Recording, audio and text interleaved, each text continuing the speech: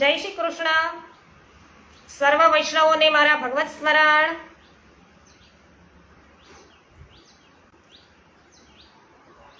જ્ઞાનતિમિરાન્ધસ્ય જ્ઞાનાંજન શલાકયા ચક્ષુરુન્મિલિતમેન તસ્મૈ શ્રી ગુરવે નમઃ.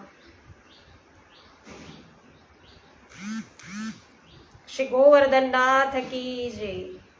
શ્યામ સુંદર શ્રી યમુને મહારાણી કી જય. श्री वल्लभाधीश की जय. श्री गोसाई जी परम दयाल की जय. श्री गोकुलनाथ की जय. श्री हरिराय जी महाप्रभुनी जय.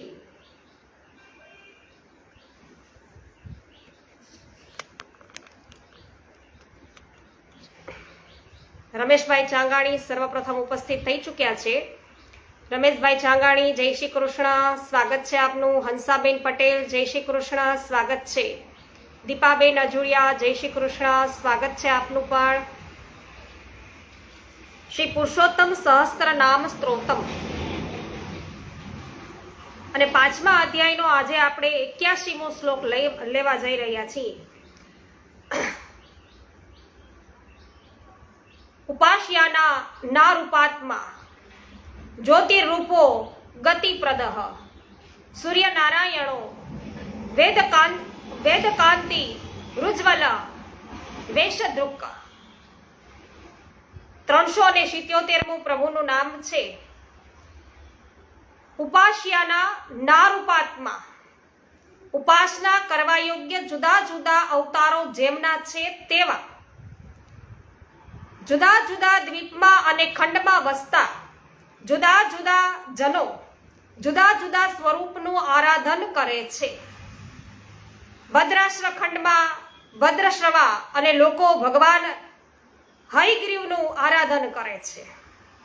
હરિવર્ષ ખંડમાં પ્રહલાદજી સાથે ત્યાંની પ્રજા નૃસિંહ ભગવાનનું આરાધન કરે છે. કેતુમાલ ખંડમાં લક્ષ્મીજી પ્રદ્યુમ્નનું આરાધન કરે છે. રમ્યક ખંડમાં મનુ સાથે વસતી પ્રજા છે મત્સ્ય ભગવાનનું આરાધન કરે છે. હિરણ્યમય ખંડમાં અર્યમા કુર્મા ભગવાનનું આરાધન કરે છે.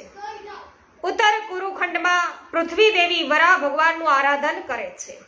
આ જ રીતે સાલ્મદ્વીપમાં ચંદ્રનું, કુશદ્વીપમાં અગ્નિનું, કૌંચદ્વીપમાં વરુણનું, શાકદ્વીપમાં વાયુદેવનું આરાધન થાય છે. આ જુદા જુદા અવતારો રૂપે કૃષ્ણ જ છે. ત્યારબાદ 378મું નામ છે જ્યોતિરૂપઃ, તેજ સ્વરૂપી સૂર્યરૂપ પ્રભુ.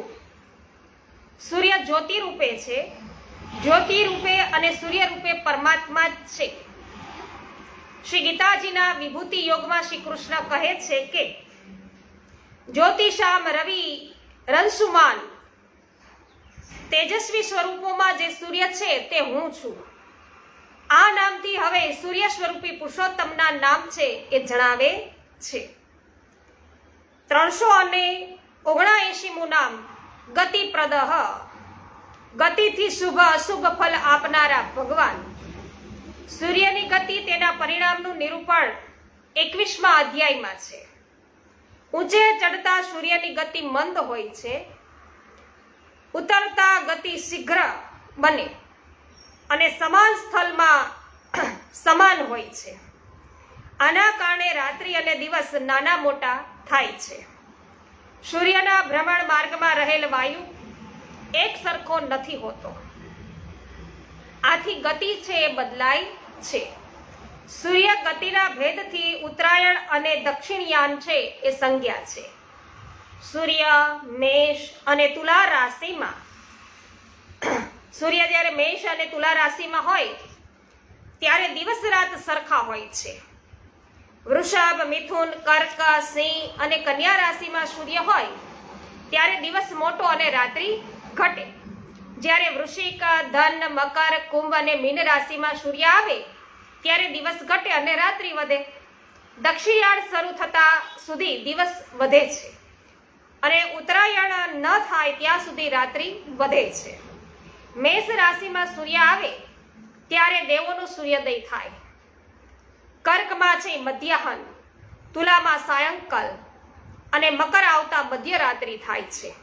આ ગતિ અનુસાર શુભ અશુભ ફલ થાય છે. નીતાબેન પટેલ આપનું સ્વાગત છે. રજનીકભાઈ ચીખલિયા સ્વાગત છે. અને આનંદમાં છીએ અમે. મહેશભાઈ વસોયા સ્વાગત છે આપનું. કરશનભાઈ ભુવા, ગીતાબેન ભુવા સ્વાગત છે. કેવી પટેલ રાજકોટથી ઉપસ્થિત થઈ ચૂક્યા છે. કિશોરભાઈ આપનું પણ સ્વાગત છે. ત્યારબાદ 380મું નામ છે સૂર્યનારાયણ. સૂર્યમંડળમાં મધ્યમાં રહેલા નારાયણ રૂપ પ્રભુ ભગવાનના વિરાટ સ્વરૂપનું ધ્યાન કરીએ તો કટી ઉપર સોનાની મેખલાના મણી જેવો સૂર્ય છે લાગે છે. અચેતન બ્રહ્માંડમાં સૂર્ય વિરાટ સ્વરૂપે પ્રવેશ કર્યો, બ્રહ્માંડને જીવાડ્યું, કાર્ય કરવાનું સામર્થ્ય આપ્યું. તેથી સૂર્યને માર્તંડય કહે છે. ભગવાન સૂર્યનારાયણ વેદમય રથમાં બિરાજે છે. આ રથ ચારે બાજુ ઘૂમતો રહે છે. આ રથમાં બેસવાનું સ્થાન છે. અરુણ નામના સારથી છે. તેમણે સપ્ત ઘોડા રથને જોડ્યા છે. આ ઘોડા જ છે એ રથમાં બિરાજેલ ભગવાન સૂર્યનારાયણને લઈને ચાલે છે. વાલખિલ્ય વગેરે 60,000 ઋષિઓ સ્વસ્તિ વાચન કરે છે, સ્તુતિ કરે છે. આદિ પુરુષ ભગવાન નારાયણ જ સૂર્ય સ્વરૂપે સર્વલોકનું સદા કલ્યાણ કરે છે. તે માટે વસંત વગેરે ઋતુઓ ધારણ કરે છે. વિનોદભાઈ ગજ્જર આપનું સ્વાગત છે. કુંજભાઈ પાનસુરિયા સ્વાગત છે. રમેશભાઈ ચાંગાની જય હો. મિતાબેન સચદેવ, જયસુખભાઈ સચદેવ આપનું પણ સ્વાગત છે. ત્યારબાદ 381મું નામ છે પ્રભુનું વેદ કાંતિ. 3 વેદ જેમની કાંતિ છે એવા પરમાત્મા 3 વેદ છે: ઋગ્વેદ, યજુર્વેદ અને સામવેદ. આપણે અથર્વવેદ છે એ પણ જોઈએ છીએ, ચોથો. 3 વેદ ભગવાન સૂર્યનારાયણનું યજન કરે છે. સૂર્યનારાયણની કાંતિરૂપ આ વેદો છે.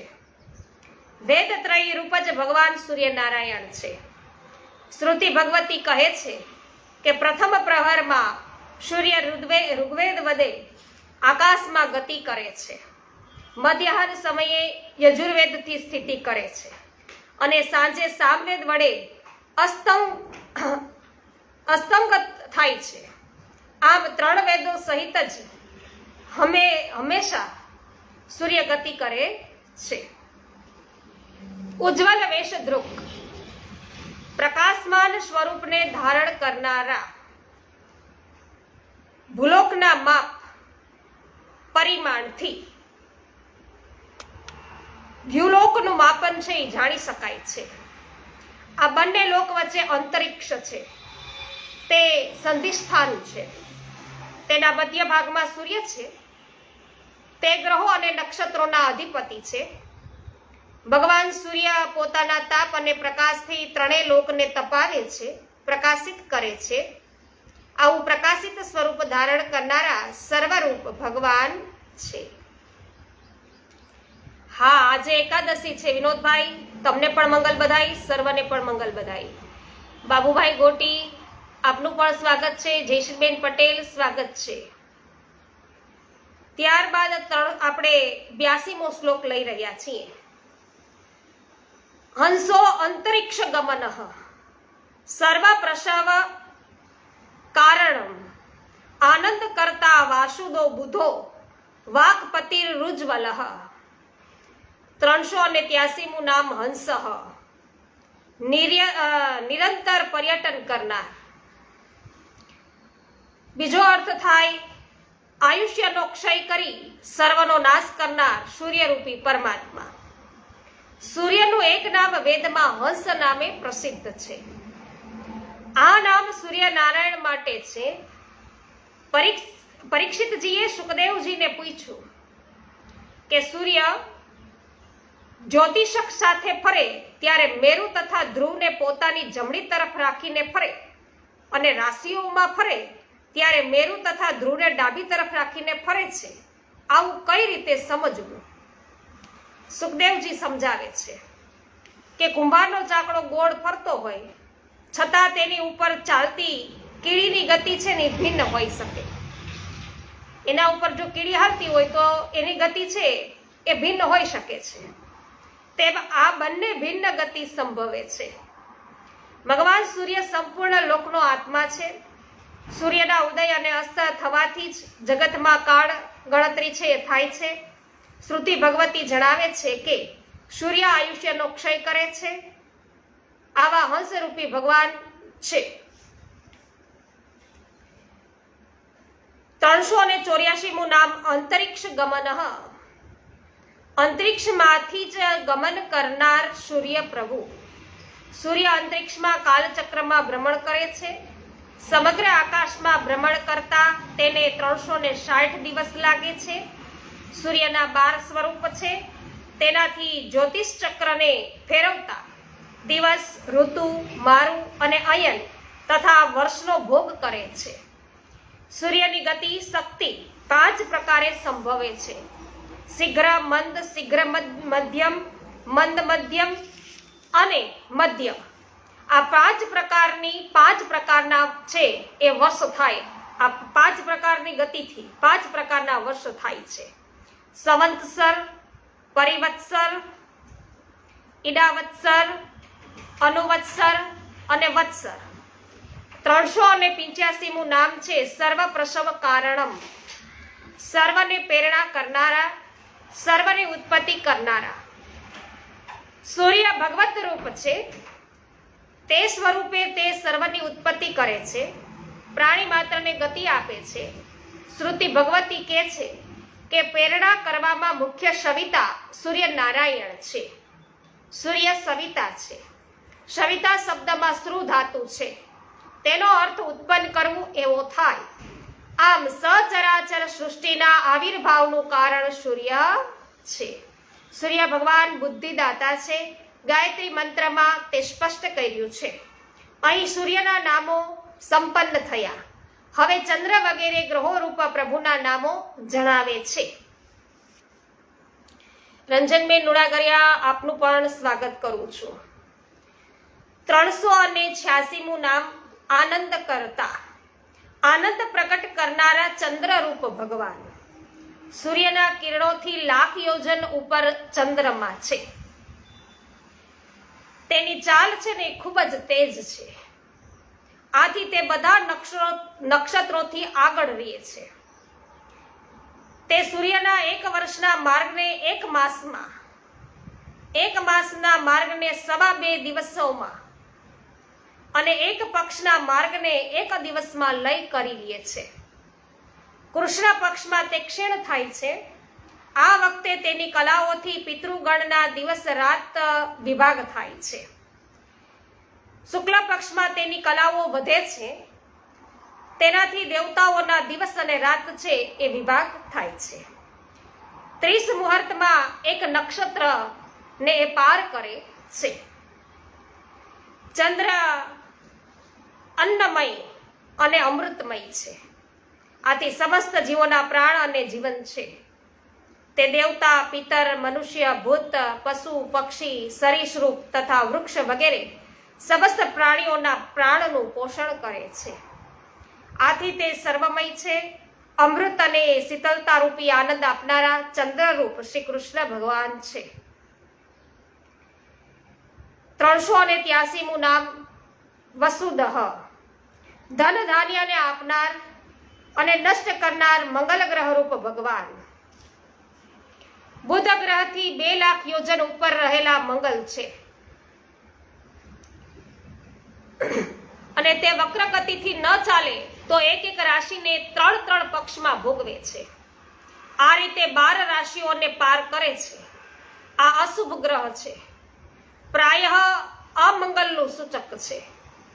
જન્મ સમયે મંગલ 11માં ભુવનમાં હોય તો ધન ધાન્ય આપે છે, પણ એ સ્વભાવે ક્રૂર હોવાથી અયોગ્ય સ્થાને હોય તો ધન ધાન્યને નષ્ટ કરે છે.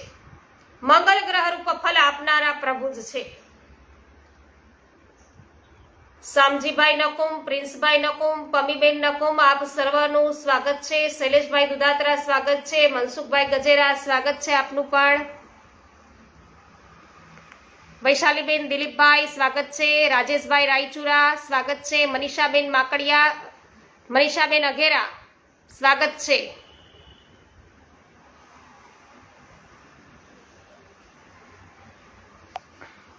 પરેશભાઈ ગજેરા આપનું પણ સ્વાગત છે.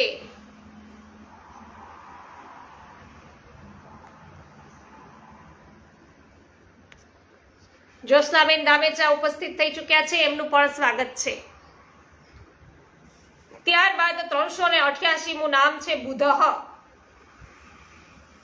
સર્વ વસ્તુઓને જાણનાર બુધ ગ્રહ રૂપ પરમાત્મા. બુધ ગ્રહ શુક્રના ગ્રહથી 2 લાખ યોજન ઉપર છે. ઘણું કરી તે મંગલકારી છે.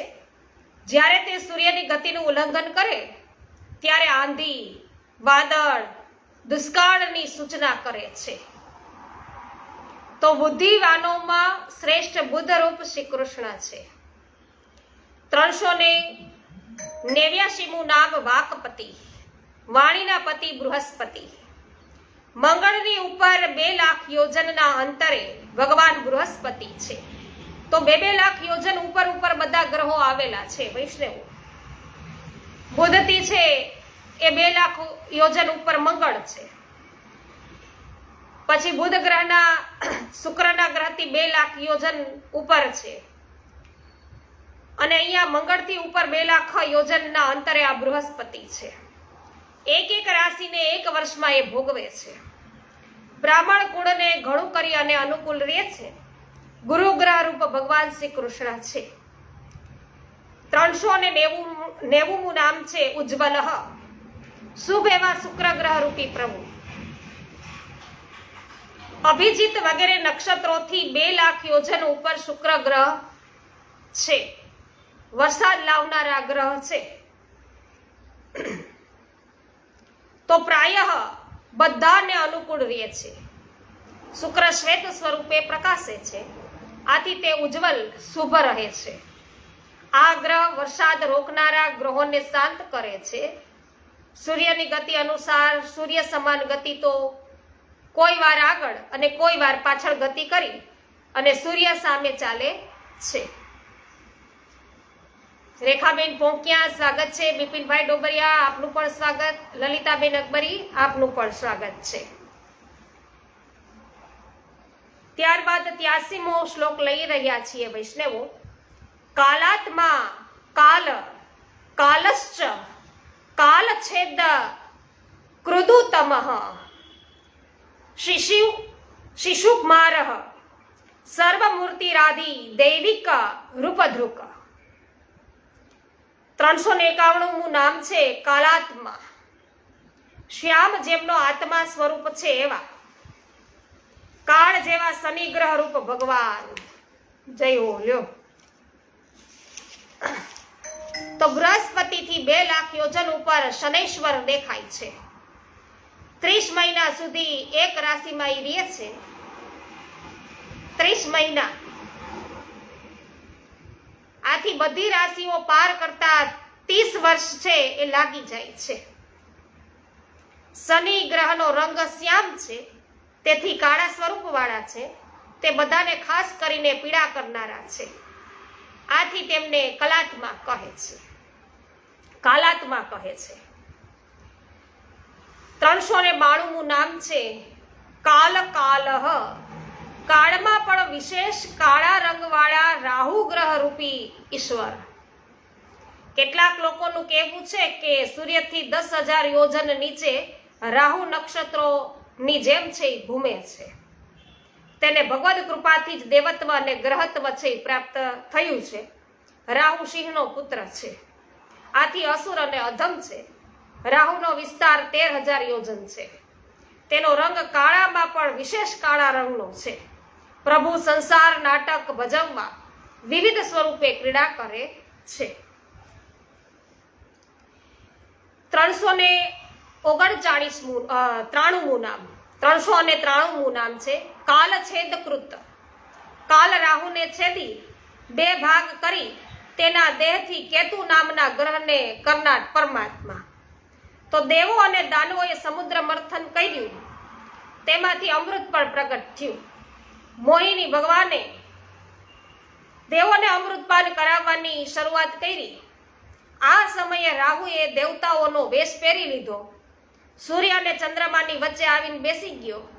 સૂર્ય અને ચંદ્રએ તેને ભેદ ખોલી દીધો એનો કે ભાઈ આ તો અમારો દેવ નથી હો. તો વિષ્ણુએ ચક્રથી રાહુનો શિર છેદ કર્યો અને તેના દેહના બે ભાગ કર્યા. અમૃતપાન કરેલું હતું, આથી મસ્તક અને ધડ એવા બે ભાગ થયા. પ્રભુ કૃપાથી ધડનો કેતુ ગ્રહ બન્યો અને મસ્તક છે એ રાહુ ગ્રહ બન્યો. રાહુ એ સૂર્ય અને ચંદ્રથી વેર રાખ્યું, આથી અમાસ અને પૂર્ણિમાના દિવસે તે આ બંને પર આક્રમણ કરે છે.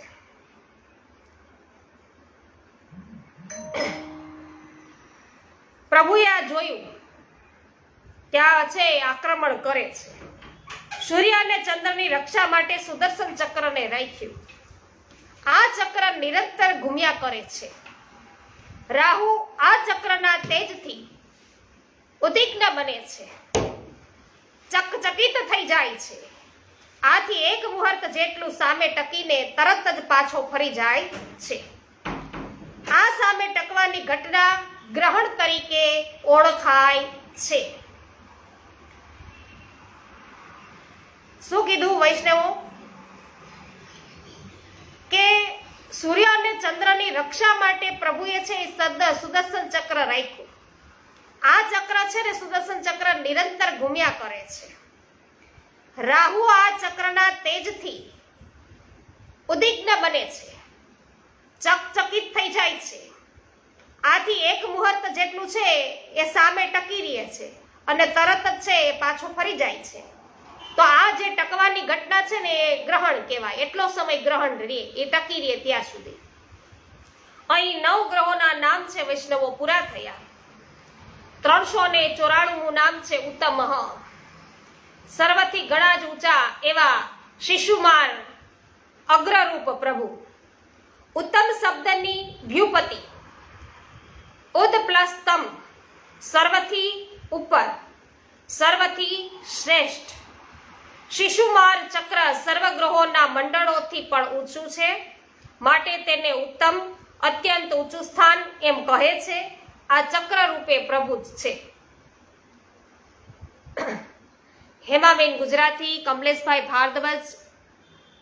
ભારદ્વાજ અને સાથે જીતુભાઈ પોકિયા, ગિદ્ધરભાઈ પટેલ, સુભાષભાઈ ભાયાણી સર્વ કોઈ ઉપસ્થિત થઈ ચૂક્યા છે. સ્વાગત છે. વિનોદભાઈ, જય હો.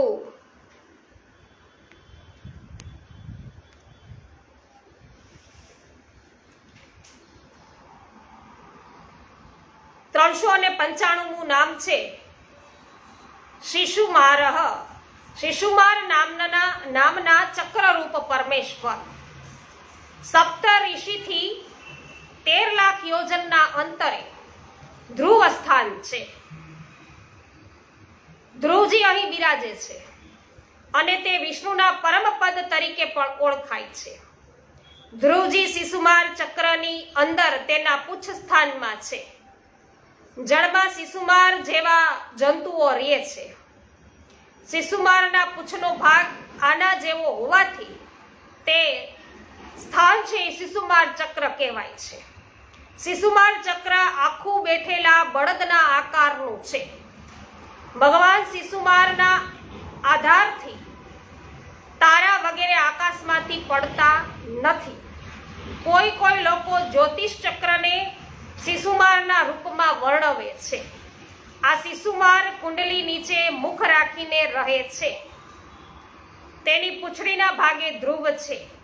પૂંછડીના મધ્ય ભાગમાં પ્રજાપતિ, અગ્નિ, ઇન્દ્ર અને ધર્મ છે. પૂંછડીની જડમાં દાતા અને વિધાતા છે. તેના કટી પ્રદેશમાં સપ્તર્ષિ છે અને શિશુમાર ચક્રનું મોં નીચે છે. આ રીતે તે પૃથ્વીને સુખ આપે છે. આ ચક્રનું ધ્યાન છે ને, ધ્યાન એ યોગીઓ આ ચક્રનું ધ્યાન કરે છે. ત્યારબાદ 396મું નામ છે સર્વમૂર્તિ. સર્વની અર્થાત ધર્મ, બ્રહ્મા વગેરેની જેમાં મૂર્તિઓ સ્વરૂપો છે એવા પ્રભુ. તો ઉપરના નામમાં ચક્રમાં જુદા જુદા ભાગોમાં વસેલા દેવતાઓનું વર્ણન જોયું. આમ શિશુમાર ચક્રના દરેક અંગમાં દેવો, નક્ષત્રો વગેરે હોવાથી તે સર્વ મૂર્તિરૂપ છે. 397મું નામ છે આદિદેવિક રૂપદ્રુક. આદિદેવિક રૂપને ધારણ કરનારા. શિશુમાર ચક્રમાં સર્વ દેવતાઓ, ગ્રહો, તારા વગેરે આદિદેવિક સ્વરૂપે નિવાસ કરે છે. શિશુમારને પ્રણામ કરનારા, અગર તેનું સ્મરણ કરનારા, એના બધા જ છે ને પાપો તરત જ નાશ પામે છે. 23મા અધ્યાયમાં 9મો શ્લોક ફલશ્રુતિનો છે. તો એમાં આ વાત છે એ બતાવવામાં આવી છે. ઉન્નતિબેન ભીમાણી સ્વાગત છે. શિલ્પાબેન લુણાગરિયા, જગદીશભાઈ લુણાગરિયા સ્વાગત છે. તો અહીં આદિદૈવિક એનું લક્ષણ છે એ દર્શાવ્યું છે. ધ્રુવ, વૈકુંઠ અથવા શિશુમાર ચક્ર એ એક જ વસ્તુના નામ છે. ધ્રુવ, વૈકુંઠ અથવા તો શિશુમાર ચક્ર આ બે એક જ વસ્તુના નામ છે. જય હો કમલેશભાઈ, કાંતાબેન કુમલિયા, ગોપાલભાઈ કુમલિયા સ્વાગત છે. ત્યારબાદ આપણે 84મો શ્લોક લઈ રહ્યા છીએ. અનંત સુખ ભોગાઢચો વિવરૈશ્ચર્ય ભાજનમ સંકર્ષણો દૈત્યપતિ સર્વાધારો બૃહદ વપુ. 398મું નામ છે અનંત સુખ ભોગાઢય. અંત આવે નહીં તેવા પુષ્કળ સુખના ભોગ વડે સમૃદ્ધ. ભગવાન શ્રી કૃષ્ણચંદ્ર સુખના ભોગ કરતા છે. આ ભોગ પુષ્કળ છે, તેનો અંત આવે એમ નથી. આવા ભોગની સમૃદ્ધિ વાળા શ્રી કૃષ્ણ છે. અનંત ભોગથી પરિપૂર્ણ ભગવાન શ્રી કૃષ્ણ છે. 399મું નામ છે વિવૈરૈશ્ચર્ય ભાજનમ. સાતે લોકના ઐશ્વર્યને ભોગવનાર. બીજો અર્થ થાય કે સપ્તલોકના ઐશ્વર્યના આશ્રય રૂપ પ્રભુ. ભૂમિની નીચે વિવર છે. વિવર એટલે છેદ, ખાલી જગ્યા, નિર્જન સ્થળ, દોષ, અને 5મું છે પાતાળ.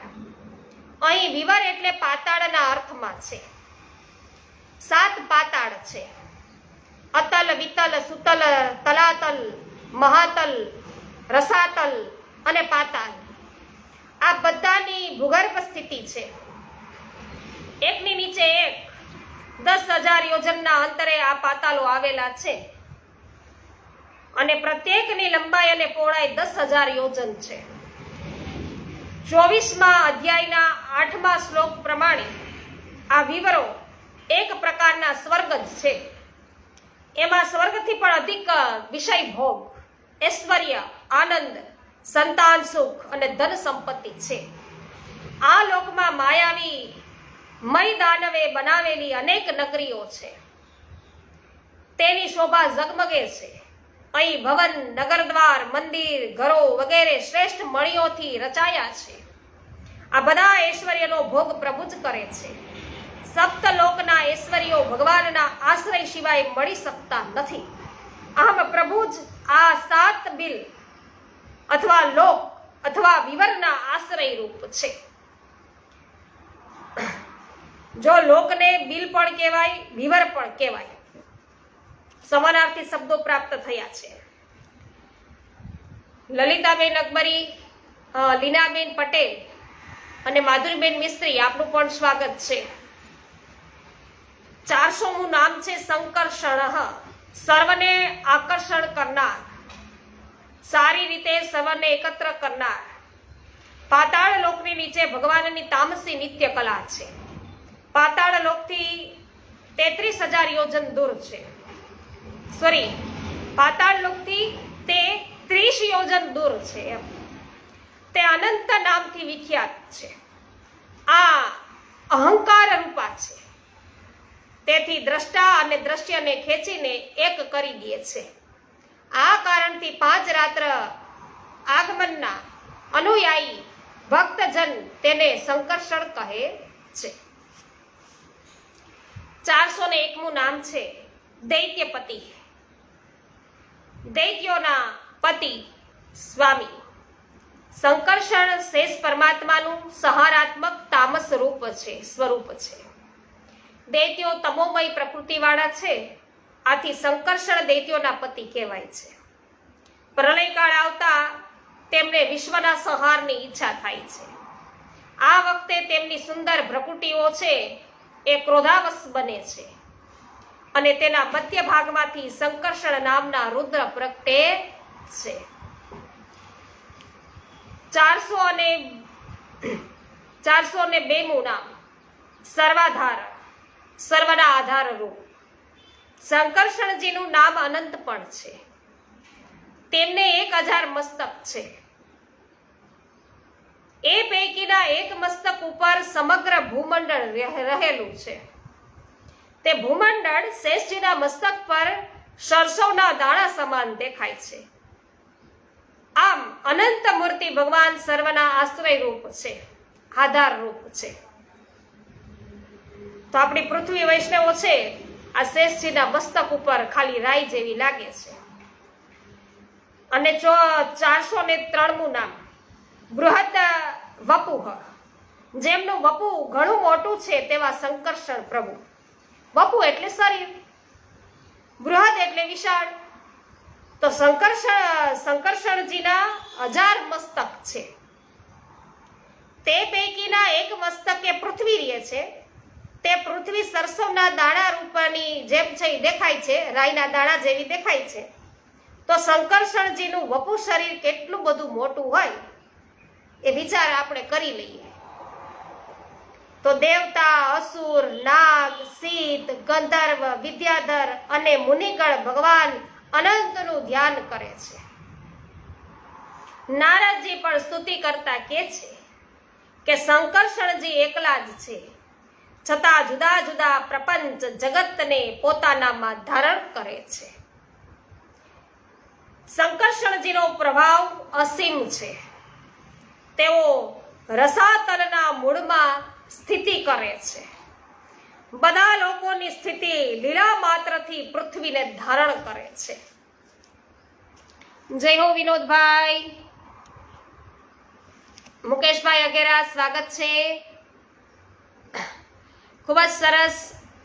તો એકાદશીનું ખૂબ જ સુંદર કાર્ય જયશ્રીબેન, ખૂબ ખૂબ સુંદર.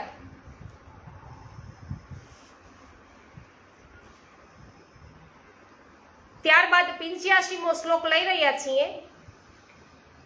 અનંત નરક કચ્છેદી સ્મૃતિ માત્રાર્થી નાસનઃ સર્વાનુગ્રહ કરતા ચ. એટલે 404મું નામ અનંત નરકચ્છેદી. સંહાર સમયે અનેક એવા મનુષ્યોના મસ્તકોને છેદનાર, સ્મરણ કરતા અનેક મનુષ્યની નરક યાતનાનો નાશ કરનાર શ્રી પૂર્ણ પુરુષોત્તમ. પંચમ સ્કંદના છેલ્લા 26મા અધ્યાયમાં નરક છે, નરકોનું વર્ણન છે. નિષિદ્ધ કર્મો કરનારને હજારો પ્રકારની નરકની ગતિ પ્રાપ્ત થાય છે. નિષિદ્ધ કર્મ એટલે ધર્મશાસ્ત્રોએ જે કર્મો કરવાનો નિષેધ કર્યો છે, જે કર્મ કરવાની મનાઈ કરી છે તેવા કર્મો. તો આ નરકો ત્રિલોકની અંદર જ છે. દક્ષિણ દિશામાં પૃથ્વીની નીચે જલની ઉપર તે આવેલ છે. યમ ભગવાન અહીં સેવકો સાથે રહે છે. ભગવાનની આજ્ઞાનું એ બધા પાલન કરે છે. મૃત પ્રાણીઓ છે ને એને યમદૂતો અહીંયા લાવે છે. દરેકના કર્મ અનુસાર પછી બધાને દંડ દે છે. દુષ્કર્મો કરનારને પાપનું ફલ છે એ નરક યાતના આપે છે. 28 પ્રકારના નરકોનું વર્ણન અહીં છે. કેટલી જાતના નરકો છે? 28 જાતના જુદા જુદા દુષ્કર્મો માટે જુદા જુદા નરક નક્કી કર્યા છે. હવે નરકના પ્રકાર બતાવું છું વૈષ્ણવો, અને એ નરકની અંદર કોણ જાય દુષ્કર્મનો પ્રકાર સામે બતાવતી જાઉં છું. નરકનો પ્રકાર અને દુષ્કર્મનો પ્રકાર બતાવો. જો બીજાનું ધન, સંતાન અને સ્ત્રી એનું જે હરણ કરી લે ને, બીજાનું ધન પચાવી લે છે, જે પોતાની સત્તાનું નથી, જે સંતાનો પોતાના નથી અને પોતાના કરી લે છે, જે સ્ત્રી પણ પોતાની નથી અને પોતાની કરી લે, એ નરકમાં જાય. કેવા નરકમાં જાય? તામિસ્ત્ર. પછી ધોખો આપી પર સ્ત્રી સંબંધ, એ પણ નરકમાં જાય. એ અંધ તામિસ્ત્ર નરકમાં જાય. બીજા પ્રાણીઓનો દ્રોહ કરે, હું જ સર્વ છું એમ જે માને છે, એ પણ નરકમાં જાય. અને એ નરકનું નામ છે રોરવ. પછી ચોથો પ્રકાર નરકનો છે મહારોરવ. હવે કોઈની પરવા વગર, કોઈની ચિંતા કર્યા વગર માત્ર પોતાના જ શરીરને જે પોષા કરે છે, જે સ્વાર્થી લોકો છે મતલબ એમ, એ પણ નરકમાં જાય આ મહારોરવ નામના લોકમાં, એટલે કે નરકમાં. પછી જે હૃદયહીન છે, નિષ્ઠુર હોય અને રાક્ષસોથી પણ ગયેલા હોય, એ કુંભીપાક નામના નરકમાં જાય છે. માતા પિતા વેદો છે એનો વિરોધ કરનારા હોય ને, એ કાલસૂત્ર નામના નરકમાં જાય. પાખંડ ધર્મનો આશ્રય કરનારા હોય એ અસીપત્રવનમાં જાય, અસીપત્રવન નામના નરકમાં. નિરપરાધ મનુષ્યને, જે અપરાધી નથી એવા મનુષ્યને દંડ કરનાર રાજા હોય કે પછી કર્મચારી હોય, જે નિર્દોષ લોકોને દંડા મારી દે છે, નિર્દોષ લોકોને બધાને શિક્ષા કરે, દંડિત કરે છે. પછી એમાં શિક્ષક આવી જાય. નિર્દોષ વિદ્યાર્થી હોય અને દઈ દીધી હોય તો એ બધા છે એ શુકરમુખ નામના 8મા નરકમાં જાય. 9મું નરકનું નામ છે અંધકૂળ. તો માકડ વગેરે જીવોની જીવ હત્યા કરનાર ન્યાવાસ થાય. પછી કૃમિ ભોજન નામનું એક નરક છે, જ્યાં બીજાને આપ્યા વગર સ્વયં ખાઈ લે, ઈ ન્યા જાય. આ દુષ્કર્મના પ્રકારો છે વૈષ્ણવો. બીજાને આપ્યા વગર પોતે ખાઈ લેવું એ દુષ્કર્મનો પ્રકાર છે. પછી બીજો એવો પ્રકાર કયો બતાવ્યો કે બીજાના સુવર્ણ અને રત્નોનું હરણ કરવું, એટલે કે ચોરી લેવું, લઈ લેવું, એ સ્કંદશ નામના નરકમાં જાય. અને 12મું નરક છે તપ્ત સુર્મી, એટલે વ્યાભિચારી પુરુષો અને સ્ત્રીઓ ત્યાં વસે. 13મું નરક છે એનું નામ છે શાલમલી, વજ્રકંટક. તો પશુઓ સાથે જે વ્યાભિચાર કરે એ લોકો ત્યાં જાય. અને 14મું છે નરકનો પ્રકાર બતાવ્યો એ વૈતરણી નદી. શ્રેષ્ઠ કુલમાં જન્મ્યા હોય અને ધર્મ મર્યાદાઓનો જેને ઉચ્છેદ કર્યો હોય, શ્રેષ્ઠ કુલમાં જન્મ લીધો હોય છતાંય ધર્મનું પાલન ના કર્યું હોય, ધર્મની મર્યાદાઓનું ઉલ્લંઘન કર્યું હોય, એ આ નરકમાં જાય. 15મો નરકનો પ્રકાર છે પુયોદ. શૌચ વગેરે આચાર નિયમોનો પરિત્યાગ કરે એ. 16મો છે નરક પ્રકાર વૈશદ, વિશશન. પાખંડપૂર્ણ યજ્ઞોમાં પશુ વધ. ત્યારબાદ 17મું નરક બતાવે લાલ ભક્ષ. કામાતુર લોકો હોય ને બધા લાલ ભક્ષ નામના નરક પ્રકારમાં વાસ કરે પછી. અને 18મું નરકનો પ્રકાર બતાવ્યો કે શાર મેયાદન, કોકના ઘરને આગ લગાડવી, ઝેર આપવું વગેરે વગેરે.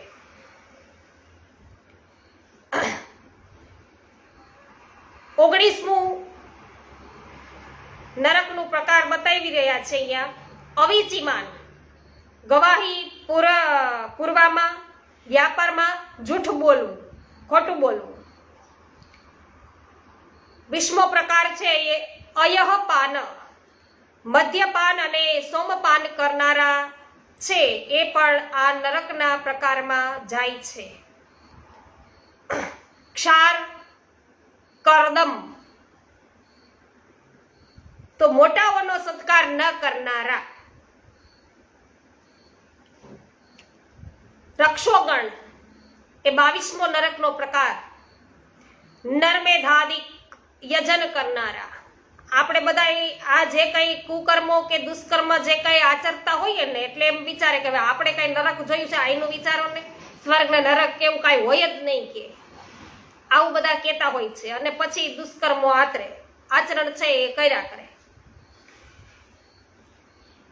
પછી રક્ષોગણ એ 22મો પ્રકાર નરકનો બતાવ્યો, નરમેધાદિક યજન કરનારા. તો નર્મેધાદિક યજન કરનારામાં કોણ આવતું હોય વૈષ્ણવો એ બહુ કઈ સ્પષ્ટ મને પણ થતું નથી. ત્યારબાદ 23મો નરકનો પ્રકાર બતાવ્યો શુલપ્રોત, નિરપરાધ જીવોને રંજાડવા, હેરાન કરવા. ત્યારબાદ 24મું આપ્યું છે નરકનું નામ દંતશુક, સર્પ જેવો ઉગ્ર સ્વભાવ. ઓહો, મન ફાવે તો એ બધાને ડસી લે એવો સ્વભાવ જેનો હોય ઉતેડી જ લેવાના. આવ્યા નથી ને ગયા નથી. હે પછી 25મો નરકનો પ્રકાર બતાવ્યો અવર નિરોધન, બીજા પ્રાણીઓને અંધારી ગુફાની અંદર નાખે. પછી 26મો છે નરકનો પ્રકાર બતાવ્યો પર્યાવર્તન, અતિથિને ક્રોધ અને કટુલિતાથી જોવા. કોક આવી ગયા હોય, અત્યારે તો માણસો લાલ ભક્ત થઈ જાય કે આ વટાણે ક્યાં અહીંયા આવ્યા, અહીંયા તો બધું પતી ગયું, રહોડું અકેલાઈ ગયું, નવા ટાળે આવ્યા. એટલે કુટિલતાથી જોયા કહેવાય વૈષ્ણવો કે આને અટાળે આવવાની શું જરૂર, ત્યાં ભર બપોર એવા નીંદર બગાડી આને. તો અતિથિ ક્રોધ, ઘણા છે આવ્યા હોય ને કોક વાતચીત કરે ત્યાં ક્રોધિત થઈ જાય આપણે કે ભાઈ તમે આવ્યા જ હું કામ, નીકળો જ અમારી ઘેરની. તો અતિથિ દેવો ભવ એ તો આપણે ત્યાં સંસ્કૃતિમાં કીધેલું છે. છતાંય બધા છે અતિથિઓનું અપમાન કરીને ઘરની બહાર કાઢી મૂકતા હોય, એવા ઘણા બધા હોય. એ પર્યાવર્તન નામના નરક પ્રકારમાં જાય. અને 27મું નરકનું નામ કીધું છે કે સૂચિમુખ, અભિમાનથી બીજાને વક્ર દ્રષ્ટિથી જોવા. હવે એમાં હું કાઢી લેવાનું છે કઈ, કારણ કે આપણને આપણી જાત અલગ લાગતી હોય, આપણામાં અભિમાન હોય, ગર્વ આપણને આવી ગયો હોય, એટલે કે મદથી છકી ગયેલા હોય એ આ સૂચિમુખ નામના નરક પ્રકારમાં જાય. અને છેલ્લે નરકનો પ્રકાર બતાવ્યો છે 28મો નરકનો પ્રકાર છે પ્રાણરોધ. ઉચ્ચ વર્ણના થઈ કૂતરાને ગધેડા પાડવા, શિકાર કરવો. સમજ્યા વૈષ્ણવો? અત્યારે કોઈને પશુપાલનની અંદર ગાયો નથી રાખવી તો ગૌ માતાની તો સેવા થાય જો ગૌપાલન કરીએ તો. જેમાં 33 કોટી દેવતાઓ છે, એમનો વાસ જેમાં છે, કે જેમનું મળમૂત્ર વૈષ્ણવો છે એ પણ પવિત્ર ગણવામાં આવે છે. જ્યારે માણસનું મૃત્યુ થાય ને ત્યારે પણ છે ને એ ગાયના ગોબરનું લીપેણ કરીને પછી એનો સૌ રાખવામાં આવે છે. તો દરેક જગ્યાએ કદાચ શુદ્ધ કરવાનું હોય, તમે હવન કરતા હોય યા કોઈ પણ પૂજા પાઠ હોય ત્યારે એ જગ્યાને સ્થાનને પવિત્ર કરવા માટે ગૌમૂત્રનો છંટકાવ કરવામાં આવે છે. તો એમનું પાલન નથી કરવું અને ન કરવાનું કરવું છે અત્યારે બધાને. કારણ કે પશ્ચિમની અંદર બધાઓ છે એટલે પશ્ચિમની અંદર બધા છે આ ડોગી કેટ વગેરે બધા પાડતા હોય, છેલ્લે છેલ્લે તો માઉસ ઉંદેડા બધા પાડે છે. હવે એનું અનુસરણ કરવું છે આપણે. પણ આપણા શાસ્ત્રોએ શું કીધું છે એ તો કોઈને ખબર જ નથી. એટલે જે તારે આપણે બધાને તો સ્વભાવ જ છે ઘેટાની માફક ગાડરિયો પ્રવાહ, જેમ બીજા કરે એમ આપણે કરવું. શાસ્ત્રોએ કહ્યું છે એ આપણે કરવું નથી. તો આવા તો વૈષ્ણવો સેંકડો હજારો નરકો છે યમલોકમાં છે. અહીંયા 28 પ્રકાર બતાવ્યા. આવા સેંકડો હજારો નરક યમલોકમાં છે. અહીં તે પૈકી કેટલાકનો ઉલ્લેખ જ ખાલી કર્યો છે. મારા દાદા કહેતા ને એમાં મને બીક લાગી જતી કે તમે આવું કરો તો પાપ થાય, પાપ કરો તો આ રીતે નરકમાં જવું પડે. મારા દાદા કહે ન્યા આવી રીતે તમને હલાવે, ધકધકતા અંગારામાં હાલવું પડે, ન્યા આમ કરવું પડે. એમ દાદા છે કહેતા કે બાળક છે અને અત્યારથી કહેશું તો પાપ કરતા અટકાશે, પાપ કરતા અટકાશે. એમ ખ્યાલ હોવો જોઈએ કે આ કૃત્ય કરશું તો એનું પરિણામ, એનું રિઝલ્ટ શું આવવાનું છે એ તો આપણને ખબર જ નથી. એટલા માટે વૈષ્ણવો તો અધર્મ પરાયણ જીવો પોતાના કર્મો અનુસાર અહીં આવ્યા કરે છે. બરાબર, પોતાના કર્મ અનુસાર બધા અહીંયા આવ્યા કરે તો ધર્માત્મા પુરુષ છે એ તો સ્વર્ગમાં જાય છે. તો આ પ્રકારે વૈષ્ણવ આપણે છતાંય આપણે કહીએ કે સ્વર્ગવાસી કહીએ કે સ્વર્ગ લોકી કહીએ છીએ કે સ્વર્ગવાસી થયા છે. અહીંયા કેવા કર્મો કરીને ગયા છે એ આપણને ખબર છે. પણ આપણે તો છે શુભ જ ઈચ્છીએ છીએ કે ભાઈ પ્રભુ તમારા શરણે આવેલો જીવ છે એમને તમે છે સદગતિ આપજો, એટલા માટે કહી છે. તો આ પ્રકારે નરક અને સ્વર્ગના ભોગથી અધિકાંશ પાપ અને પુણ્ય છે ક્ષીણ થાય છે. બાકી બચેલા પુણ્ય પાપ રૂપ કર્મોના લીધે ફરી લોકમાં છે જન્મ પાછો લેવો પડે છે. બરાબર, પાછો છે કોઈ પણ યોનિની અંદર આપણો પ્રવેશ થાય, જન્મ મળે. અને ત્યારબાદ વૈષ્ણવો 405મું નામ છે સ્મૃતિ માર્તાર્થી નાશન. જયશ્રીબેન, હું આટલો સમય નથી લેતી પણ શ્લોક પૂર્ણ કરી દો. અધૂરો છોડવો યોગ્ય નથી લાગતો. નહીં તો આપણો સમય 2:30 થી 3:45 થી વધારે આપણે ક્યારેય વૈધા નથી. અડધી કલાકનો સમય હોય છે, અડધી કલાકથી પોણી કલાક જેવું. જ્યાર વડાલિયા જય હો.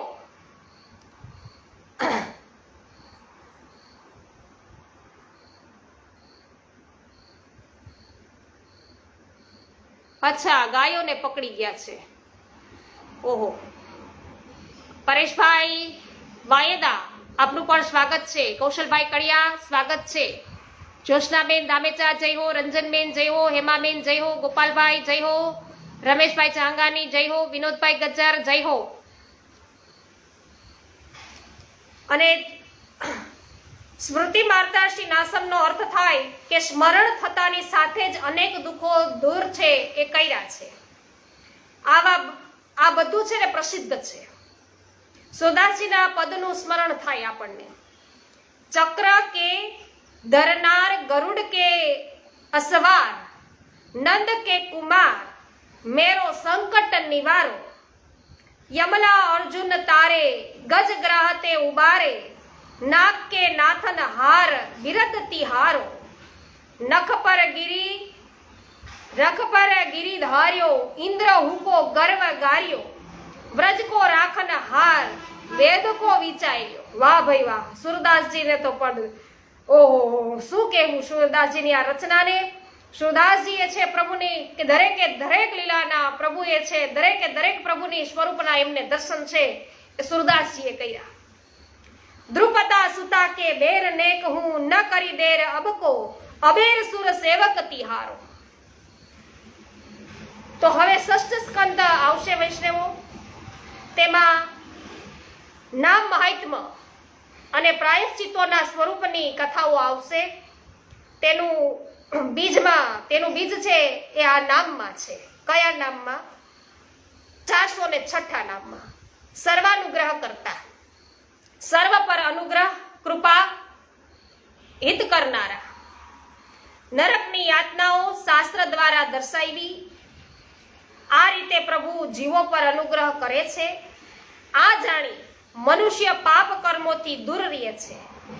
આમ નરક યાતનાનો ભય બતાવીને પ્રભુ હિત જ કરે છે. અહીંયા આપણે જાણ્યું વૈષ્ણવો કે આવા કર્મ કર્યા આપણે તો આપણે આ નરકમાં જવાનો વારો આવશે એમ આપણને બતાવ્યું પ્રભુએ. એટલે આપણા પર કૃપા કરી પ્રભુએ, આપણું હિત ઈચ્છું પ્રભુએ કે ભાઈ જો આવું કરતા નહીં, નહીતર આવું થશે એમ પહેલેથી આપણને ચેતવી દીધા છે. આપણા પર કૃપા કરી દીધી, આપણું હિત ઈચ્છ્યું કે આ જીવ છે આવું ન કરે કે જેથી એમને નરકમાં ન જવું પડે. તો હવે પછી વૈષ્ણવો પુષ્ટિ સ્કંદ આવે છે, તેનું નામ સૂચન કરે છે. તો અહીં વૈષ્ણવો પંચમ સ્કંદના 301 થી લઈ અને 406 નામો આપણે બધાએ પ્રભુ કૃપાથી સંપન્ન કર્યા. તો આગળના સ્કંદના નામોનું આપણે વિવેચન છે વૈષ્ણવો આવતીકાલથી કરીશું. તો વૈષ્ણવો આજના સત્સંગની અંદર તમને કંઈ સારું વિશેષ જાણવા મળ્યું હોય તો અવશ્ય છે કમેન્ટ કરીને જણાવજો. આનંદ આવ્યો કે નહીં? વિચાર એવો થાય છે કે આ જો કે આપણે અપલોડ તો કરીએ છીએ યુટ્યુબ પર, એટલે લગભગ આવી જશે કે જે કાયમી છે એ પડેલું રહે, માહિતી મળી રહે યુટ્યુબ ઉપર. હેમાબેન ગુજરાતી જય હો કહી રહ્યા છે, ખૂબ સુંદર કહી રહ્યા છે. સરસ, આપનો આભાર. જયશ્રીબેન પટેલ આભાર. ગોપાલભાઈ જોટવા આપનો પણ આભાર, સ્વાગત છે. ગીતાબેન જગદીશભાઈ સોમૈયા જય હો. ચંદ્રેશભાઈ વગાસિયા સ્વાગત છે. વિઠ્ઠલભાઈ ડોંગા આપનું સ્વાગત છે. વૈષ્ણવો પાછળથી તમે જોઈન્ટ થયા હોય તો આજે 28 જાતના નરક વિશે પ્રાપ્ત થઈ છે માહિતી, તો અવશ્ય છે આગળથી સાંભળી લેજો. જય હો શિલ્પાબેન.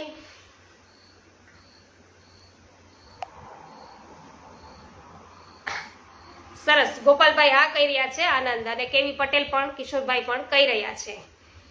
વાહ ભાઈ વાહ. જયશ્રીબેન કે આજે આનંદ જ છે, એકાદશી છે એટલે સરસ. પાવતીબેન ઠુમ્મર સ્વાગત છે. જય હો. વિનોદભાઈ, કેવી પટેલ જય હો.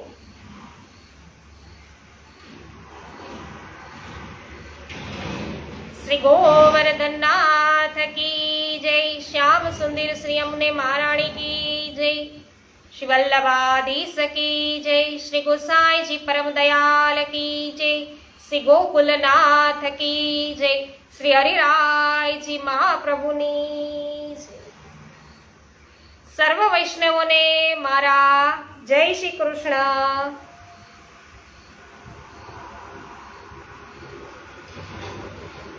સરસ. એમાં બેન કે છે કે ખૂબ ખૂબ આનંદ આવ્યો. બેન બહુ સરસ કે છે. જ્યાર વડાલિયા પણ કહી રહ્યા છે. સરસ. તો જ્યાર વડાલિયા તો હમણાં પોસ્ટ શેર થઈ જ ચૂકી હશે. જયશ્રીબેન પટેલ જય હો.